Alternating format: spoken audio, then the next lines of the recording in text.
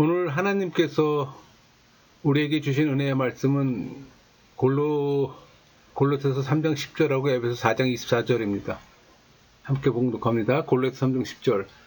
새 사람을 입었으니 이는 자기를 창조하신 이의 형상을 따라 지식에까지 새롭게 하심을 입은 자니라. 에베소 4장 24절. 하나님을 따라 의와 진리와 거룩함으로 지으심을 받은 새 사람을 입으라. 오늘 말씀의 제목은 하나님의 형상으로 창조된 인간 영혼의 회복입니다. 선포되는 말씀을 통해 하나님의 은혜를 경험하는 시간이 되기를 소망합니다. 여러분은 인간에 대한 지식을 생각할 때 두 가지를 기억해야 합니다. 하나가 처음 창조되었을 때 인간의 조건과 두 번째가 아담의 그 타락 직후 시작된 인간의 조건이에요. 그러니까 타락 후 인간 본성 부패에 대해 무지하다면 창조된 것을 아는 것은 아무런 유익이 되지 못합니다. 여러분, 하나님은 인간을 영혼과 육체로 지으셨잖아요.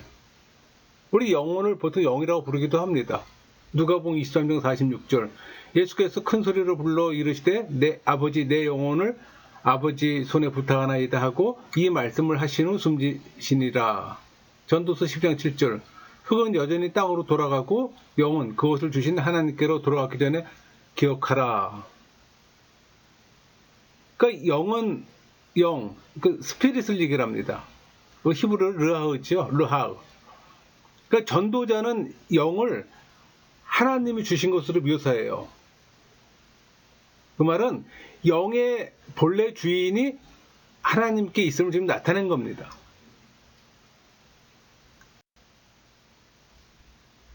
여러분, 영은 영혼에 새겨진 하나님의 거예요. 또 그것은 어떤 불멸의 본질에 대한 증거이기도 하고, 그래서 인간의 지성으로 불가시적 하나님과 천사를 인식할 수 있는 겁니다.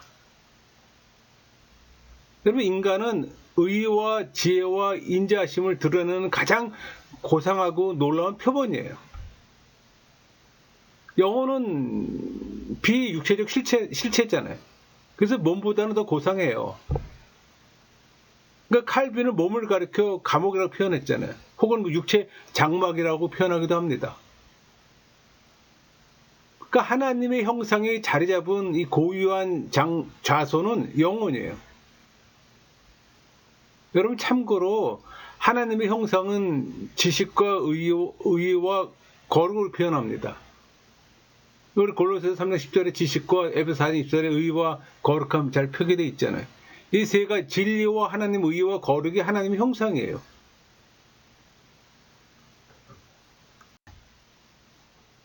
여러분, 인간의 지성은 잠을 자도 활동합니다. 또 영은 미래 사건들을 예지하고, 또 영혼을 산업이라는 용어와 또 바꿔 사용하기도 해요. 우리 고린도후서 7장 1절, 육과 영의 온갖 더러운 것에서 자신을 깨끗하게 하자. 그러니까 육과 영의 온갖 더러운 것에서 깨끗이 하자고 권할 때 이 죄의 더러움이 육과 영에 있다고 지적하는 말이에요. 그래서 뭐 영혼의 구원, 뭐 영혼을 거슬려 싸우는 육체의 정욕, 다 같은 의미예요. 우리 마태복음 10장 28절, 몸과 영혼을 능히 지옥에 멸하실 수 있는 일을 두려워하라. 그러니까 예수님도 몸과 영혼을 능히 지옥에 멸하는 자를 두려워하라고 말씀하실 때 이런 의미예요. 여러분, 몸이 물질적이요 현재적이라면 영혼은 비물질적이요 영혼적인 겁니다. 그러니까 그리스도는 죄로 인해 타락한 하나님의 형상을 완전한 모습으로 회복시켜준다는 의미에서 제2아담이라고 불립니다. 그러니까 첫 아담은 생명으로 지음받았으나 둘째 아담인 그리스도는 살려주는 영이에요. 우리 고린도전서 10장 45절을 잘 증거했잖아요. 기록된 바 첫사람 아담은 생명이 되었다함과 같이 마지막 아담은 살려주는 영이 되었나니. 그러니까 그리스도가 살려주는 영이 되신 것은 언제일까요? 여기 되었다는 말이 역사상에 이루어진 사건을 가리키는 겁니다. 그러니까 그것은 예수님의 부활 승천하신 때부터 된 거예요. 그러니까 그의 부활 전 몸은 아직 영혼의 몸, 곧 영혼만이 지닌 몸이었어요. 그러나 예수님이 죽었다가 다시 살아나신 몸은 남들에게 생명을 교통해 줄 수 있는 몸이 되는 거예요. 여러분, 성령 세례 받아 회복되는 이 하나님의 형상은 진리와 순결한 의와 거룩입니다. 그 하나님의 형상이 내 안에서 발견될 때 기쁨이 충만해져요. 때가 되면 인간의 몸은 소멸되지만 영혼은 불멸합니다. 그 영혼이 보이지 않는다고 해서 육체의 죽음과 함께 사라진다고 믿는 사람들이 있어요. 여러분, 영혼은 공간적 제한을 받지 않지만 우리 육체를 집처럼 간적 거기에 머무릅니다. 우리 사도행전 7장 59절, 그들이 돌로 스데반을 치니 스데반이 부르짖어 이르되 주 예수여 내 영혼을 받으시옵소서 하고, 스데반이 예수님께 자신의 영혼을 부탁할 수 있었던 것은 몸은 죽으나 영혼은 멸하지 않고 주님이 계신 영광의 나라에 갈 것으로 확신했기 때문이에요. 그런 확고한 믿음이 그로 하여금 순교의 또 고통을 견뎌내도록 하였던 겁니다. 반면에 스데반을 돌로 쳐 죽인 자들은 그의 몸은 죽여도 영혼은 죽이지 못하는 거예요. 그 영혼은 육체에 생기를 불어넣고 각 기간의 각각의 행동의 적재라고 또 유용하게 조화시켜요. 그 신앙인의 영혼은 생각과 행동을 다스리며 또 하나님을 예배하도록 또 충동하고 자극하잖아요. 여러분, 영혼은 불별해요. 영혼은 창조된 실체로서 사람의 육체보다 고상한 부분입니다. 그러니까 하나님이 주신 은사를 통해서 영혼이 존재한다는 사실과 신적인 무엇을 지닌다는 사실을 깨닫게 되는 거예요. 여러분, 영혼은 불멸하는 본질입니다. 또 육체 밖에서도 영혼이 사는 실체예요. 그러니까 영혼은 단순한 관념이 아니에요. 그것은 형체가 없는 실체입니다. 그러니까 성경은 이 영혼이 실체임을 반복해 가르치잖아요. 영혼은 육체와 더불어 죄가 머무는 곳입니다. 우리 베드로전서 2장 11절, 사랑하는 자들아 거류민과 나그네 같은 너희를 권하노니 영혼을 거슬러 싸우는 육체의 정욕을 제어하라. 영혼의 영원한 구원을 위해서 이 영혼에 거슬러 싸우는 육체의 정욕을 제어해야 합니다. 그러니까 육체에서 비롯한 이 정욕은 그리스도인의 영적인 삶을 어렵게 해요. 그러니까 육체와 영혼은 양립될 수가 없잖아요. 그러니까 신령한 신분을 소유한 신앙인들은 이 영적 생활을 영위하기 위해 필연적으로 이 타락된 악한 본능과 대적해 싸워야만 하는 겁니다.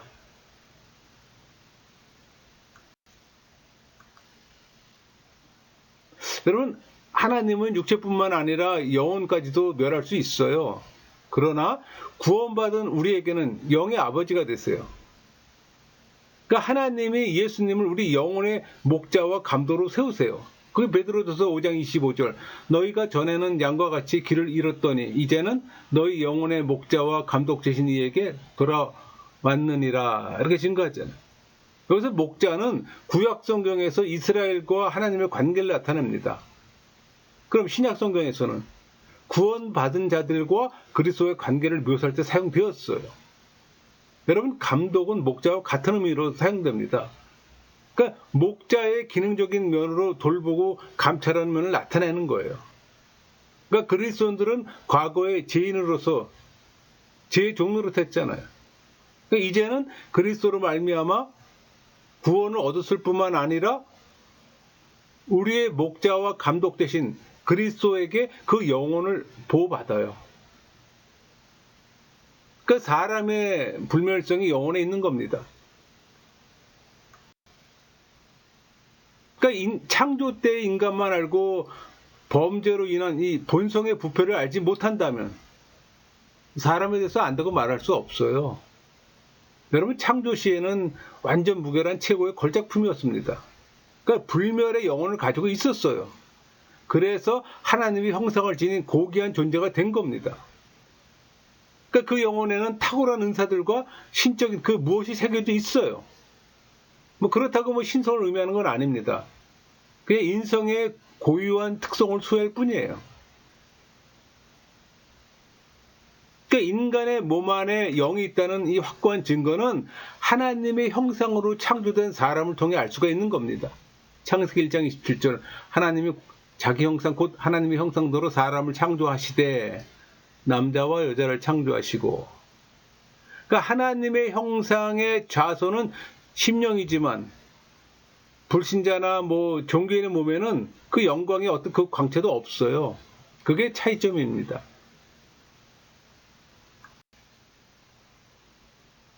하나님의 형상을 뭐 신성과 혼동하는 사람들이 있어요.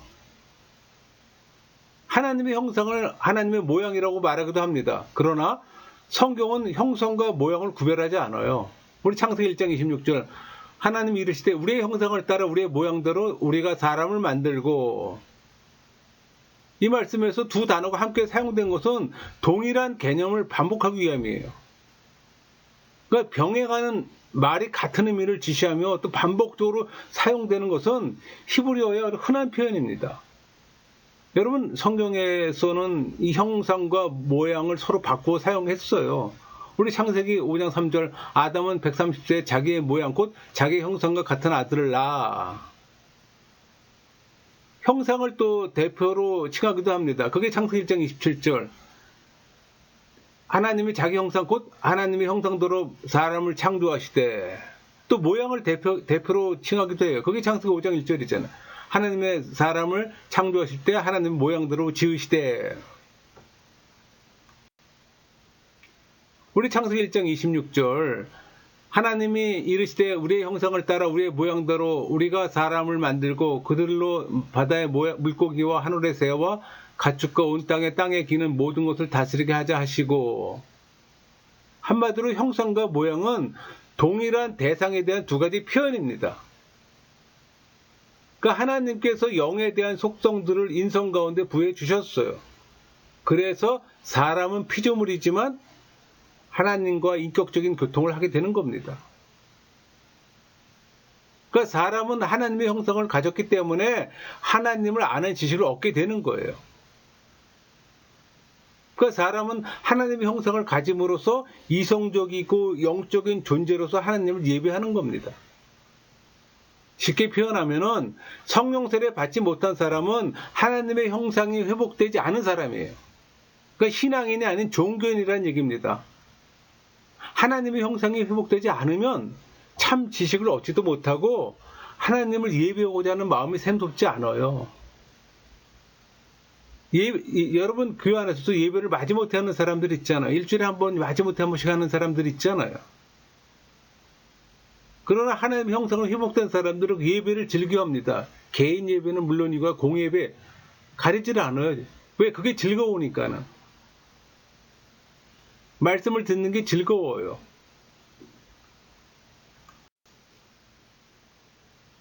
여러분, 하나님의 형상대로 이 창조되었다는 것은 인간이 하나님의 성품의 영향을 받아 지음 받았다는 걸 의미하는 겁니다. 우리가 하나님의 형상 할 때 하나님 형상은 영이라는 말로 쓸 수 있어요.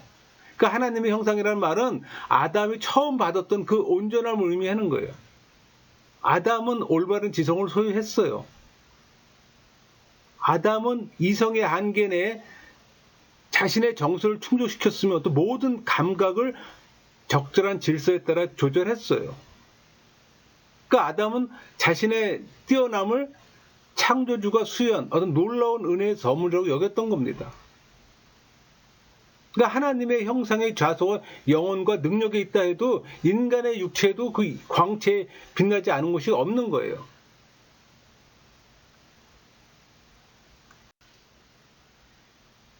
그러니까 하나님의 형상은 인간을 탁월하게 만들었잖아요. 그러니까 그러니까 하나님의 영광의 거울로 여겨진 이 재능들이 무엇인지 분명하게 나타날 때야 비로소 완전하다고 여겨지는 겁니다. 하지만 이것은 본성의 부패의 구조에 잘 알 수가 있어요. 그러니까 아담이 하나님의 형상을 상실했을 때 하나님으로부터 떨어졌다는 것은 의심할 여유가 없습니다. 그러나 하나님의 형상이 완전하게 소멸되지 않았어요. 하지만 너무나 부패해서 구원은 이 두 번째 아담이라고 불리는 그리스도로 말미암아 시작되는 겁니다. 그 이유는 간단해요. 예수님이 본질적 거룩성으로 우리를 회복하기 때문입니다. 여러분, 회심에는 하나의 목표가 있어요. 하나님의 형상의 회복입니다. 그래서 회심을 중생으로도 해석할 수가 있는 거예요. 왜? 중생의 목적은 하나님의 형상을 회복하는 데 있잖아요. 이 회복은 단시간 내에 이루어지질 않아요. 평생을 통해 이루어지는 겁니다. 그러니까 그걸 우리 성화라고 얘기를 합니다. 이 거룩의 과정이 일순간에 이루어지는 게 아니라 서서히 말씀으로 다듬어지고 하나님의 형상이 서서히 회복되는 거예요. 그래서 늘 말씀을 가까이 해야 되는 이유가 바로 그겁니다. 그러니까 이 회복에서 우리가 알아야 할 것은 골로새서 3장 10절 새 사람을 입었으니 이는 자기를 창조하신 이 형상을 따라 지식에까지 새롭게 하시는 입은 자니라. 먼저 지식입니다. 그 다음에 에베소 4장 24절 하나님을 따라 의와 진리의 거룩함으로 지으심을 받은 새 사람을 입으라. 참되는 왜 거룩이에요. 그러니까 태초에 하나님의 형상이 지성의 빛, 그러니까 심령의 정립과 올바름으로 명시되는 거예요. 그러니까 표현의 형식들이 비록 생략적이지만 이 원리를 바꿀 수는 없어요. 다시 말해서 하나님의 형상의 회복에서 중요 특징이 창조 안에 가장 높은 위치를 점유한다는 겁니다. 그러니까 하나님의 형상이 구성하고 있는 특성들을 알기 위해 영의 재능들을 적절하게 알아야 되는 거예요. 그러니까 하나님의 형상은 인간의 외적인 것이라기보다는 영의 내적인 것임이 틀림없습니다. 여러분, 사람은 하나님의 영광을 비추는 거울로 지금 받았어요. 그 거울은 지식, 거룩, 의, 경건 같은 영혼의 내적인 선을 비춰야 하는 겁니다. 우리 골로새 3장 10절 새 사람을 입었으니 이는 자기를 창조하신 이 형상을 따라 지식에서까지 새롭게 하심을 입은 자니라. 여러분, 영혼에는 의, 거룩, 진리라는 이 하나님의 형상의 정수가 새겨져 있어요. 여러분이 신앙이건 불신자건 간에 이미 인간 창조할 때 이게 심어져 있던 거예요. 다만 이게 깨져 부서서 제 기능을 못했을 뿐이에요. 근데 성령세를 통해서 이게 회복되는 겁니다. 이것을 갖추고 있을 때 여러분은 완전한 존재예요. 그러니까 아담은 바른 이해력, 감정, 분별력으로 만물을 보존하고 다스렸어요. 그러니까 사람은 하나님의 은혜로 하나님의 형상에 따라 지음 받았잖아요. 그러니까 성령은 우리 안에서 일하지만 우리를 하나님과 동일한 본질로 만들지는 않았어요. 여러분, 구원의 이 마지막인 영화 상태에서도 신앙에는 여전히 피조물입니다. 단지 하나님의 형상이 완성될 뿐이에요. 그러니까 하나님의 형상은 신성 자체가 아니에요. 그걸 분명히 알아야 되는 겁니다. 인간은 피조물이에요. 하나님의 형상으로 만들어진 존재지만 피조물이에요. 신적인 존재가 아니잖아요. 그러니까 하나님의 형상은 영이신 이 하나님의 속성에 따라 사람에게 맞춰 새겨주신 이 고유한 영적인 형상이에요. 그것은 또 사람의 사람됨, 즉 인성을 뜻하기도 합니다. 그래서 여러분, 영화는 사람이 사람인 채로, 즉 피조물인 채로 하나님의 형상을 회복하는 거예요. 그러므로 이 사람의 영혼을 하나님 본질의 전이라고 보니 범신론적 사고는 기독교 진리가 아닙니다. 이단적 사고예요.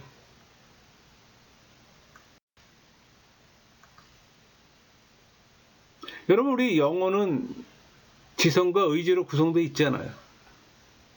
이 지성의 직무는 인정될 것인지 인정되지 않을 것인지에 따라 대상을 구별하는 겁니다. 의지는, 이 의지의 직무는 지성이 선한 것을 선언한 것을 선택하고 따르는 거예요. 제가 항상 말했잖아요. 의지는 행동 주체라고. 나쁜 것을 선언하면 거절하고 피하는 겁니다.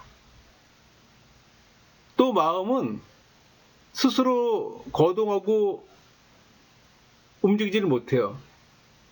우리는 그걸 보통 지성이라고 말하는데, 이 지성이란 영의 안내자며 지도자예요. 의지는 항상 그 손치를 따르고 욕망의 문제에 그 선택을 기다린다고 아는 것으로도 충분한 겁니다. 늘 대기 상태예요. 그리고 행동하는 주체고. 여러분, 인간이 타락하기 전 인류는 온전함을 지녔기 때문에 죄를 짓지 않을 수도 있었음에도 불구하고 자신의 의지로 타락했잖아요. 그러니까 아담은 하나님 보시기에 선을 행할 의지, 즉 자유의지를 가지고 있었어요. 그러니까 하나님은 사람에게 자유의지를 주셔서 뜻을 다한 순종을 통해 영광 받기를 원하셨어요.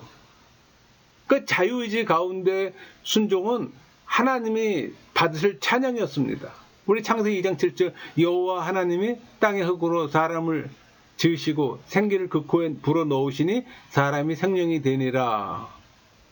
하나님이 생기를 불어넣으심으로 생명이 되게 하신 것은 생기 있는 자마다 여호와를 찬양토록 하기 위함입니다. 그러니까 하나님은 인류에게 자신의 형상을 주셔서 순종을 통해 영광을 받기를 원하셨어요. 다만 하나님이 아담에게 인내의 힘을 주셔서 그를 붙들지 않으신 것은 하나님의 계획 속에 비밀로 감춰져 있습니다. 그러니까 하나님께서 인간 육체에 자신의 기운을 불어 넣으셨다는 점에서 인간의 몸은 하나님이 거하시는 전이라고 말할 수가 있는 거예요. 여러분, 인간은 하나님을 예배할 수 있는 탁월한 은사를 갖고 있었어요. 은사들은 다 인간의 영혼 속에 깊이 새겨진 하나님의 형상에서 온 겁니다. 그러니까 인간이 하나님의 형상을 따라 지음받았다는 것은 타락했던 죄인이 예수님을 영접함으로 거듭나서 회복되는 장면을 볼 때 사실임을 입증됩니다. 그래서 이 칼빈 시대의 그 제스레파는 영혼 또 수면서를 주장하기도 했어요. 그러니까 사람의 영혼은 육체로 말미암아 활동함으로 죽은 후에는 영혼이 독자적으로 활동하지 못한다고 봤던 겁니다. 그러니까 이런 오류를 반박하면서 칼빈은 영혼은 사후에도 인격적인 활동을 그치지 않는다는 사실을 분명하게 주장했던 겁니다. 그러니까 사람의 실체는 본질적으로 영혼이 있기 때문에, 그러니까 하나님의 형상을 회복하는 이 구원의 은혜가 영혼을 살리는 거예요. 그러니까 최초의 인류가 받은 이 산 영은 오직 살려주는 영이신 그리스도의 은혜로 말미암아 회복되는 겁니다. 그러니까 구원은 하나님의 형상이신 그리스도의 영을 받아서 하나님의 형상을 온전히 회복하는 데 있어요. 그게 에베소 4장 23절 24절 말씀이 있잖아요. 오직 너의 심령이 새롭게 되어 하나님을 따라 의와 진리의 거룩함으로 지으심을 받은 새 사람을 입으라.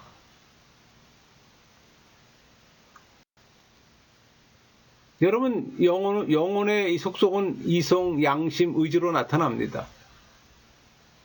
이 영혼은 이성적, 도덕적, 그리고 자율적인 인격적 실체예요. 그러니까 하나님을 알만한 지식과 종교의 씨앗, 그리고 양심이 영혼에 새겨져 있어요. 그러니까 영혼은 감각하고 인식하며 또 이해하고 의지합니다. 이 영혼의 근본적 기능은 오성과 의지로 이루어졌잖아요. 오성은 선악과 정사를 분별합니다. 의지는 오성의 판단에 따라 행함으로 나아가서 결단하는 거예요. 그 인류는 죄로 말미암아 오성도 의지도 모두 파괴되었어요. 그래서 하나님의 존재와 뜻을 인식조차 할 수 없이 무엇보다도 지식에까지 거듭나야 하는 겁니다. 거듭나지 않고서는 하나님의 사람이 될 수가 없는 거예요. 그러니까 중성은 필수라는 겁니다. 성령 세례는 필수라는 거예요. 회심은 필수라는 겁니다.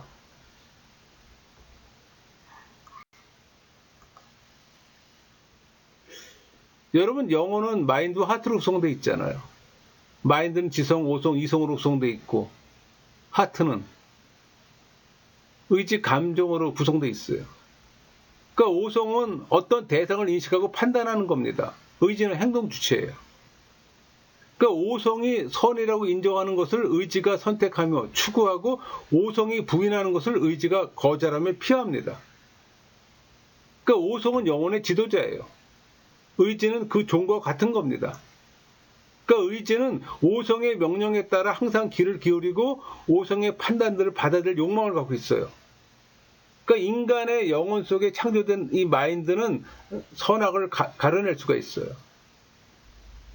그러니까 이성의 안내를 받은 하트는 따를 것과 버릴 걸 구분해낼 수가 있는 거고. 우리 골로새 3장 10절 새 사람을 입었으니 이는 자기를 창조하신 이의 형상을 따라 지식에까지 새롭게 하심을 입은 자니라. 그러니까 믿는 사람들은 믿는 순간부터 옛사람, 부패한 본성이죠. 옛사람을 십자가에 못 박아 버리고 새사람, 중생된 사람을 말하는 겁니다. 새사람을 입은 사실을 인식하는 거예요. 그러니까 새사람이란 이 말은 성령으로 말미암아 중생된 자아를 가리키는 거예요. 여러분 새사람입니까? 그러니까 바울이 말하는 지식은 성령의 조명을 가리켜요. 이 성령의 조명은 생명력이 있고 유효적이어서 진리의 빛을 밝혀 깨닫게 해줄 뿐만 아니라 모든 사람을 변화시켜요. 그러니까 우리가 여기서 주목해야 할 것은 신자가 악행을 끄는 결과로 하나님을 아는 지식이 더 새로워진다는 겁니다. 여러분 하나님을 아는 지식이 날로 새로워집니까? 신앙인이 악을 떠남도 하나님의 은혜로 되지만 그가 악을 떠날 때 새 힘을 얻는 것도 확실해요. 그러니까 신앙인은 악에서 멀어질 뿐 아니라 늘 매일매일 말씀을 통해 새 힘을 얻는 거예요. 여러분 말씀 듣기를 게으르하지 마세요. 형식적인 종교인의 삶을 살지 마세요. 그러니까 참된 하나님의 말씀은 우리가 실행해야 할 그것이 축복의 원천으로 임합니다. 그러니까 진리를 순종하면 믿음의 진실성이에요. 근데 말씀 듣기를 게으리한다? 말씀 보기를 게으리한다? 신앙인의 삶을 포기한 거죠. 여러분 하나님은 마인드가 선택한 것을 실현하도록 의지를 덧붙여 주셨습니다. 왜? 의지가 행동 주체이기 때문에. 의지 없이는 행동으로 나타나질 않아요. 그러니까 타락전 인간의 상태는 완벽해서 이성은 하나님의 명령으로 살아갈 수 있는 이 분별력을 충분히 갖고 있었어요. 여기에 선택의 능력이 더해져서 인간은 모든 욕구를 조종합니다. 또 모든 기관의 활동을 조절해 자기의 의지로 이성이나 지성의 지도에 전적으로 따를 수 있게 하는 힘이 있었어요. 그러니까 인간은 자기가 원하기만 하면 자유의지로 영생에 도달할 수 있는 능력을 충분히 가지고 있었습니다. 그러니까 성령의 조명은 마인드에, 감동은 하트에 이루어진 겁니다. 그러니까 자신의 의지로 하여금 이성이나 지성의 지도에 전적으로 따를 수 있게 하는 힘이 있었어요. 그러나 타락한 이후에는 이 자유의지를 박탈당하고 노예의지로 전환됩니다. 그러니까 우리의 의지는 진리를 추구하는 것이 아니라 제약을 추구하게 되는 거예요.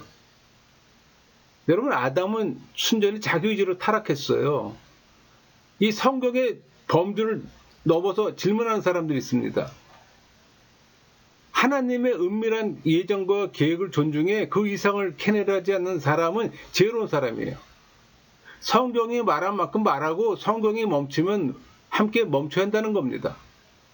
그러니까 하나님은 인간 영혼의 마음을 주셔서 그것으로 선과 악을 그리고 공의와 불의를 분별하게 하셨던 겁니다. 또 빛으로 이성을 주셔서 무엇을 따라야 하는지 혹은 피해야 하는지를 알도록 하셨어요. 철학자들은 이 말을 이런 것들을 지도력이라고도 불렀습니다. 그러니까 이것에 하나님은 의지를 가입시키고 선택의 의지에 속하도록 하셨던 거예요. 그러니까 선택은 욕구를 지도하도록 더해집니다. 또 모든 기간적 활동을 조절하도록 더해져서 의지는 이성의 권위에 완전하게 굴복하도록 하셨어요. 이런 올바른 상태에서 인간은 의지의 자유를 소유했고 그것으로 그가 선택했다면 영생을 얻을 수가 있었던 겁니다. 그러니까 아담이 선택했다면 틀림없이 영생을 얻을 수 있었을 겁니다.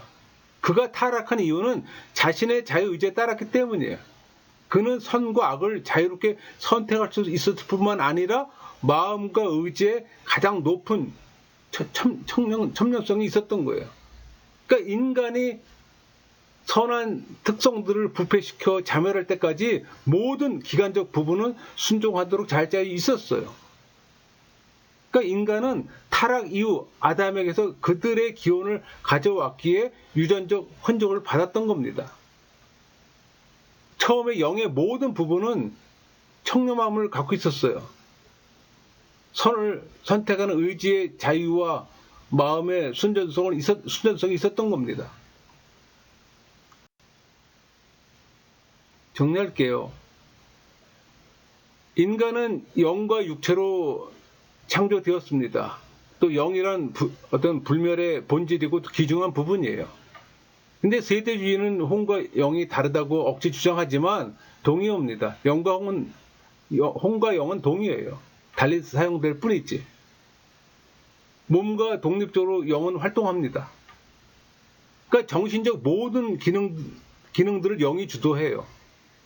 그러니까 인간은 영적 의미에서 하나님의 형상으로 지음받았지만 아담의 범죄로 전적으로 무용지물이 되고 말았어요. 인간의 영혼은 오성과 의지를 지니고 있습니다. 오성에서 판단된 것을 의지가 실행해요. 하지만 의지는 아담의 범죄로 전적 타락합니다. 그래서 죄인이 된 거예요. 이 죄인의 굴레를 벗을 수 있는 유일한 길은 예수 그리스도입니다. 그래서 기독교는 예수 그리스도만이 구원의 열쇠를 갖고 있는 분임을 인정하는 거예요. 예수 그리스도 외에 구원의 방법을 말하면 이단시하는 이유이기도 합니다. 여러분 모두 하나님의 형상으로 창조된 인간 영혼의 회복을 경험하기를 소망합니다. 말씀을 마치겠습니다.